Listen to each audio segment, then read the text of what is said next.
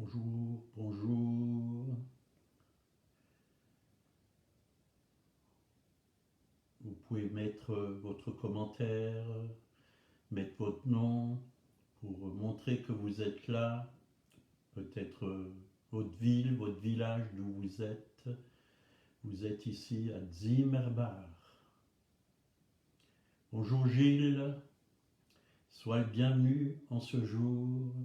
Je me réjouis de pouvoir t'apporter quelque chose de la part du Seigneur. Sois béni en ce jour. Voilà. N'hésitez pas, mettez votre nom, montrez que vous êtes là. Dites d'où vous venez, de quelle ville, quel village. Vous êtes sur l'écran à Zimmerbach, c'est dans le Haut-Rhin. Dans l'émission Les Trésors du Ciel. Bonjour Cathy, sois la bienvenue. Je me réjouis de pouvoir te bénir en ce jour. De Strasbourg, ah oui, ça fait du chemin.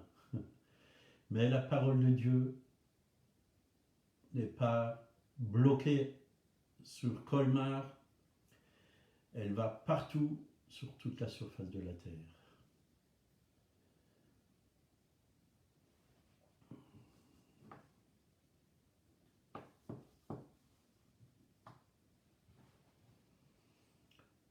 On a un super soleil à Zimmerbach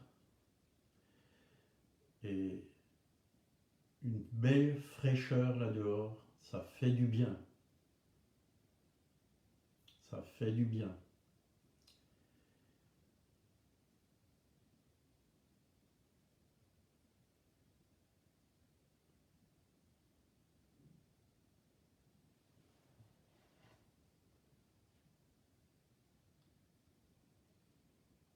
Ce matin, j'ai regardé des cactus et en une seule nuit, ces cactus ont fleuri. Voyez ce que Dieu peut faire en une seule nuit. Formidable, des fleurs très belles. Mais ça ne va pas durer longtemps, ça dure 2-3 jours et les fleurs vont se faner. Mais voyez la puissance de Dieu. Et s'il peut le faire pour des cactus, en une nuit, donner de très belles fleurs, il peut faire beaucoup plus pour chacun d'entre vous. Bonjour Bernard, sois le bienvenu.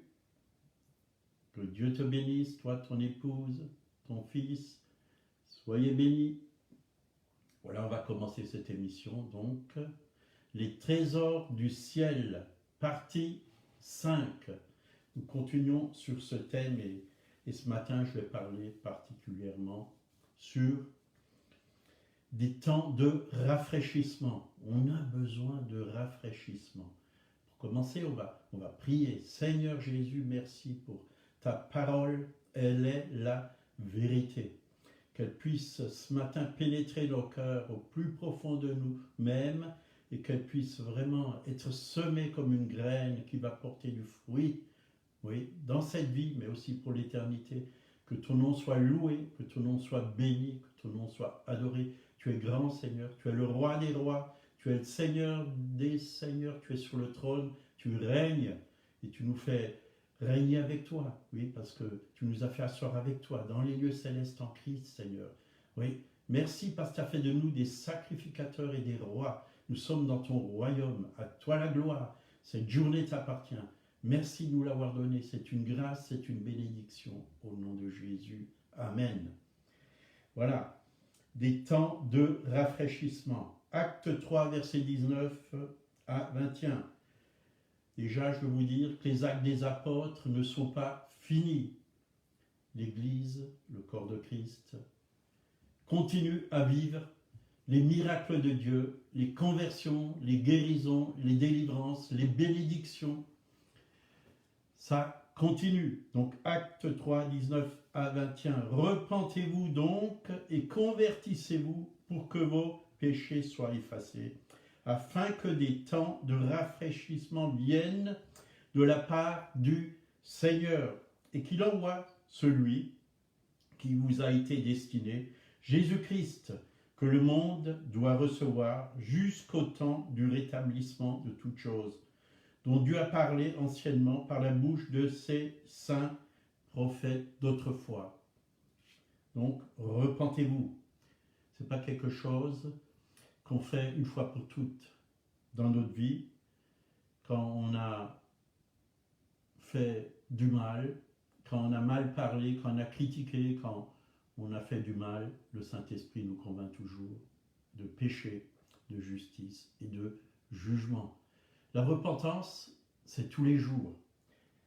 Et quand on marche dans cet état d'esprit de repentance, je peux vous dire qu'il y a un temps de rafraîchissement qui vient sur nous. Dieu nous rafraîchit. Dieu enlève nos péchés et nous rafraîchit par son esprit.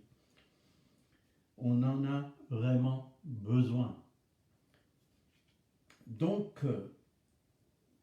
c'était une promesse donc, que Joël, la Pentecôte, c'était la promesse de Joël, chapitre 2, versets 28 et 29. Après cela, je répandrai mon esprit sur toute chair, et vos fils et vos filles prophétiseront, vos vieillards auront des songes, et vos jeunes gens des visions, même sur les serviteurs et sur les servantes. Dans ces jours-là, je répandrai de mon esprit.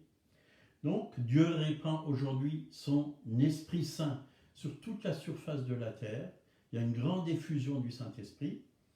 Beaucoup sont vraiment rafraîchis par le Saint-Esprit, bénis, enseignés, dirigés, vivent la gloire de Dieu. Et nous avons besoin vraiment de rester dans cette présence jour après jour pour voir sa main à l'œuvre dans nos vies et que nous puissions aussi être ses témoins.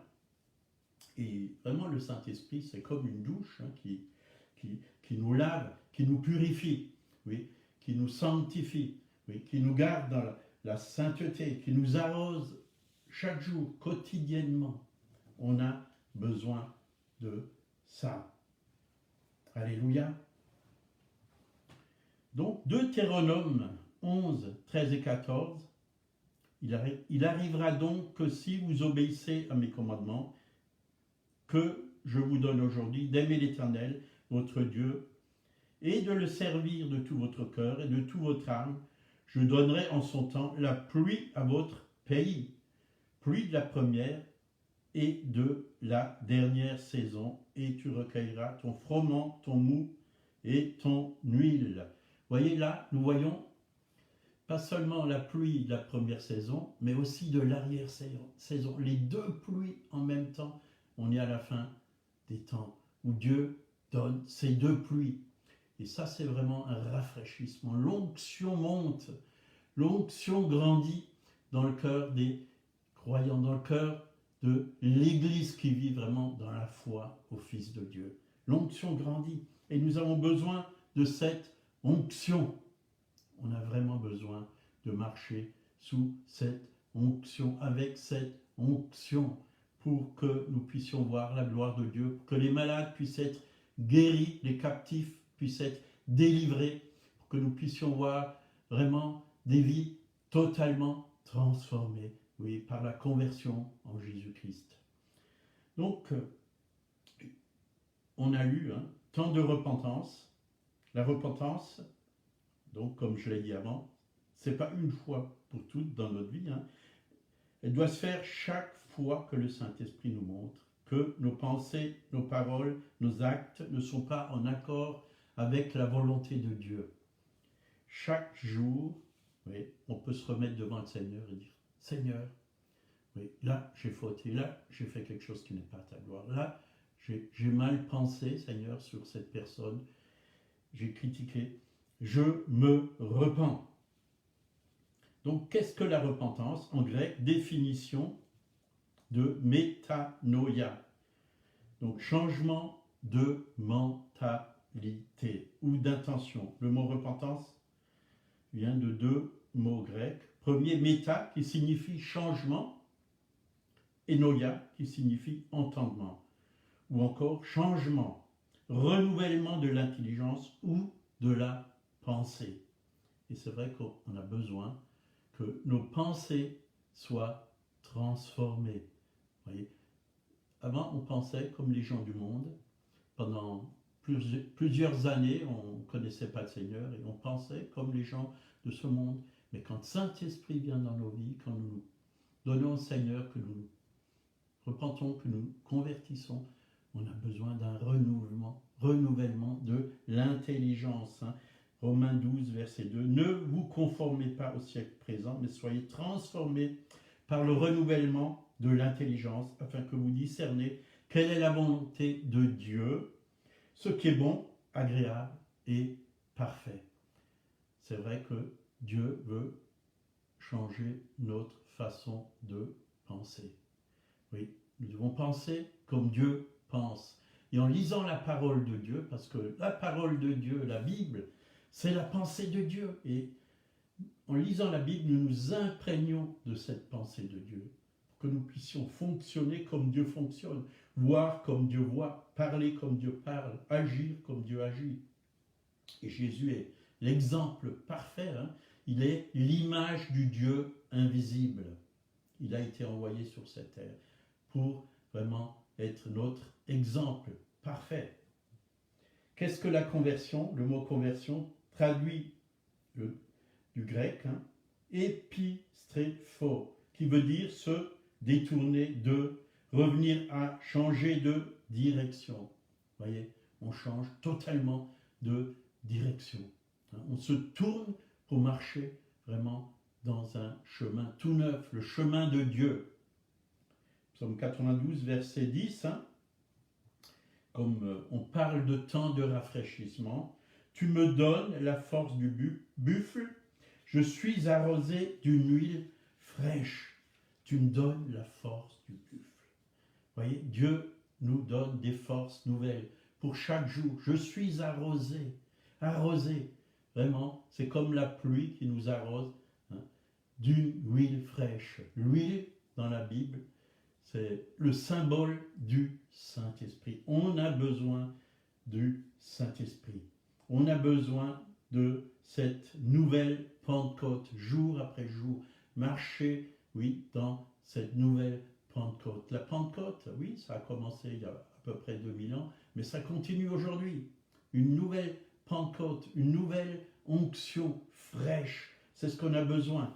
Et David, même avant la nouvelle alliance, dans l'ancienne alliance, en psaume 23, verset 5, il dit, tu dresses devant moi une table en face de mes adversaires, tu oins d'huile ma tête. Vous voyez, le Saint-Esprit qui est venu sur David. Tu oins d'huile ma tête et ma coupe déborde. Vous voyez, on ne veut pas déborder de problèmes, de soucis, d'inquiétudes, de craintes, d'angoisse, mais on veut déborder de la présence du Saint-Esprit, pour que les gens soient touchés par le Saint-Esprit, pour que cet amour que le Saint-Esprit a déversé en nous puisse les toucher, les arroser. Vous voyez, l'amour, c'est une bombe atomique. Quand elle explose, elle guérit les gens, elle les libère, elle leur fait du bien, elle les comble. On a besoin de cette bombe atomique. Un jour, et c'est ce que j'ai vécu avec un évangéliste qui était venu dans une église à Colmar, et il y avait un jeune homme qui l'accompagnait avec une petite valise, et il s'est fait arrêter par la police et ils lui ont demandé qu'est-ce que vous avez dans cette valise. Bon, il était un peu handicapé et il a dit j'ai une bombe. Oh, la police elle a dit ouvrez cette valise. Alors il a ouvert la valise et il y avait une Bible à l'intérieur. Alors il leur a dit c'est une bombe d'amour. Et c'est vrai, c'est une bombe d'amour. Et quand elle éclate, ça fait que du bien. Nous avons besoin de cette bombe d'amour, qu'elle éclate dans notre vie pour que les autres soient touchés par ces éclats, des éclats d'amour, des éclats de guérison, des éclats, de révélation, de qui est Jésus-Christ, le Fils du Dieu vivant. Donc, chaque jour, nous avons besoin d'une coupe qui déborde. Tu oins d'huile ma tête et ma coupe déborde. Tu dresses une table en face de mes ennemis. Oui, nos ennemis, oui, ils sont vaincus quand cette onction est là, parce qu'ils ne supportent pas l'onction, la puissance du Saint-Esprit. Ils sont vaincus. Nous avons besoin d'une onction fraîche, une onction de force pour faire les œuvres de Dieu. On ne peut pas les faire par nos propres forces. On a besoin du Saint-Esprit pour faire cela. Et 1 Jean chapitre 2 verset 27, pour vous, l'onction que vous avez reçue de lui demeure en vous, et vous n'avez pas besoin qu'on vous enseigne. Mais son onction vous enseignera toute chose, et qu'elle est véritable, et qu'elle n'est point un mensonge. Demeurez en lui selon les enseignements qu'elle vous a donnés. Oui, l'onction, quand on est vraiment dans l'onction du Saint-Esprit, c'est-à-dire que Dieu parle à notre esprit, même dans la parole de Dieu, il est écrit, l'Esprit lui-même rend témoignage à notre esprit. Vous voyez, l'Esprit parle à notre esprit. Et quand on lit la parole de Dieu, elle nous enseigne. Elle nous enseigne. Elle nous enseigne même, quand on regarde la nature, elle nous enseigne tout le temps. Cette onction nous enseigne, mais nous devons vraiment réaliser que cette onction est en nous. Nous sommes le temple de Dieu, le temple du Saint-Esprit. Et qu'en nous, Dieu le Saint-Esprit habite. Dieu le Saint-Esprit habite. Et quand Dieu le Saint-Esprit habite en nous, il nous parle, il nous enseigne, il nous conduit, il nous révèle des choses qu'on ne connaît pas et qu'on a besoin de connaître, qui sont importantes pour nos vies. Oui, ça ne veut pas dire maintenant qu'on n'a plus besoin d'enseignants dans l'Église, puisqu'il y a un ministère, il y a les 5 ministères, il y en a un qui s'appelle le ministère d'enseignants. Nous avons besoin d'être enseignés par des hommes aussi qui ont cette onction, qui ont vraiment cette fraîcheur en eux de Dieu, la révélation de Dieu pour le corps de Christ qu'est l'Église. On a besoin d'entendre des hommes de Dieu. Donc elle nous garde, elle nous garde aussi, cette onction nous garde, nous protège, mais demeurer en lui, demeurer dans cette onction, c'est important. Lamentation 3, 21 à 23, on ne va pas se lamenter ce matin, mais c'est une bonne nouvelle. Voici ce que je veux repasser en mon cœur, et c'est important, ce qui me donnera de l'espérance, les bontés de l'Éternel ne sont point épuisées, ses compassions ne sont pas à leur terme, elles se renouvellent chaque matin. Oh, que ta fidélité est grande, elle se renouvelle chaque matin. Vous voyez, moi j'aime bien le matin, je me lève très tôt le matin, ce matin c'était 5h30, et c'est le matin où quand il y a le calme, qu'on n'entend pas de voiture, on entend les oiseaux siffler, c'est là où j'aime écouter la voix du Saint-Esprit. Et c'est là où je reçois les bontés de l'Éternel. Elles se renouvellent chaque matin, mais on peut passer à côté de ces bontés. Dieu nous les donne chaque jour et ça nous fait du bien, ça nous rafraîchit, ça nous fortifie, ça nous encourage. On en a vraiment besoin. Et c'est vrai, c'est comme du pain frais tous les matins. On préfère manger le pain frais de la journée qui vient d'être fait, qui vient de sortir du four, parce que si vous prenez le pain de hier, il n'est plus aussi bon, il n'est plus aussi croustillant. On a besoin de pain frais. Et la Bible dit, Jésus est le pain de vie. Jésus est le pain de vie.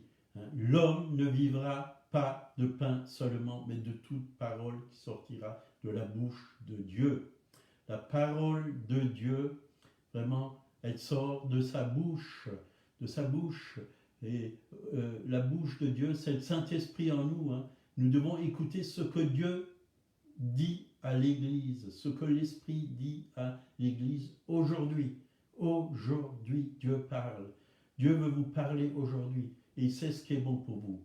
Il sait ce dont vous avez besoin. Et il veut vous le communiquer. Voilà, on va finir par la prière. S'il y a des malades, vous pouvez mettre un commentaire. On va prier pour vous. Si vous avez besoin de Jésus, si vous ne le connaissez pas, je vous encourage à l'accepter dans votre vie, de lui demander de venir dans votre cœur et de transformer votre vie.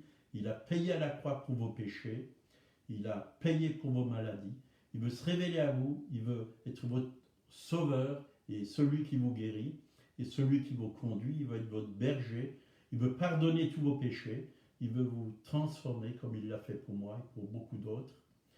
Soyez bénis, on va prier, on va finir par la prière. Seigneur, merci pour ce temps de rafraîchissement, ce temps passé ensemble dans ta présence, Seigneur, et dans ta révélation, Seigneur. Nous avons vraiment besoin de toi jour après jour. Nous voulons marcher sur ton chemin, nous voulons faire ta volonté, Seigneur. Oui, nous désirons être dans cette fraîcheur, oui, de l'esprit. Oui. Merci, parce que tu n'as pas changé, tu es le même, hier, aujourd'hui, éternellement. Merci pour tous mes frères et sœurs qui sont venus ce matin sur cet écran pour écouter ta parole, que ta grâce coule sur eux, Seigneur. Tu les bénis, tu les fortifies. Oui, que ton onction fraîche descende sur eux, Seigneur. Qu'ils soient encouragés de ta part, Seigneur. S'il y a des malades, Seigneur, oui, tu as dit que rien n'est impossible à Dieu. Et que tout est possible à celui qui croit. Seigneur, tu as tout accompli dans tes meurtrissures. Nous sommes guéris, Seigneur. Tu as déjà porté nos maladies, Seigneur, à la croix de Golgotha. Et nous pouvons prendre par la foi la guérison, Seigneur. Et voir le miracle dans nos vies, Seigneur. Parce que tu es le Dieu des miracles. Tu n'as pas changé, Seigneur. À toi la gloire. À toi la victoire. Que ta main puissante touche nos cœurs. Oui, notre être intérieur, nos corps aussi, Seigneur. Et tu libères, oui, de toute maladie, de toute souffrance, de toute douleur, Seigneur. Tu es vivant, Jésus. À toi la gloire. Que Dieu vous bénisse. Amen. Voilà, demain matin, je serai là, de nouveau, vers 8h moins 3, pour vous accueillir. On va continuer sur peut-être le même thème ou un autre. Bonne journée.